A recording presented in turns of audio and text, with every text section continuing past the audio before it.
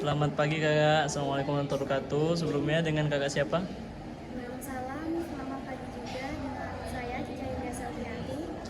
Baik kak, kakak tahu nggak atau mengetahui lebih dalam atau hanya permukaannya saja, dasar-dasarnya saja nih terkait dengan yang lagi viral atau lagi booming saat ini nih kak, yang di media sosial tentang atau terkait grup fantasi sedara dan suka duka nih kak.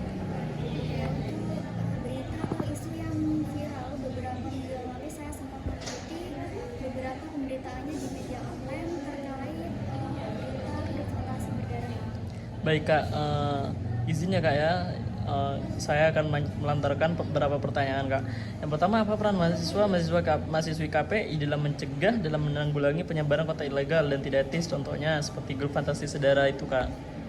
Oke, sebagai mahasiswa komunikasi penyiaran Islam atau KPI, tentu saja kita memiliki peran yang sangat besar, terutama dalam media digital.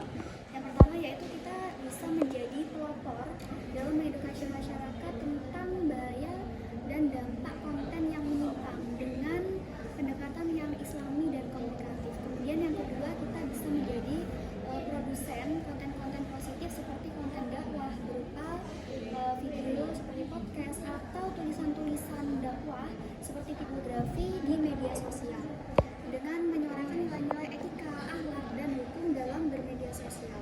Kemudian yang ketiga, kita bisa sebagai menjadi penggerak kampanye digital yang mengajak masyarakat untuk melaporkan, tidak membagikan, dan menjauhi konten ilegal seperti pornografi, incest, dan kekerasan seksual. Kemudian yang keempat adalah kita harus menjadi tauladan. Sebagai mahasiswa komunikasi, kita harus menunjukkan sikap yang aktif, selektif, dan bertanggung jawab dalam menggunakan media sosial dan bijak dalam bermedia sosial. Baik kak, selanjutnya yaitu apakah penggunaan media sosial atau medsos oleh para pelaku dalam kasus ini mencerminkan hilangnya nilai moral keagamaan dalam bermedia? Iya, Bagaimana cara membangun kembali kesadaran ini kak? ya perilaku tersebut tentu saja melanggar norma sosial hukum, tetapi juga melanggar nilai-nilai dasar agama Islam.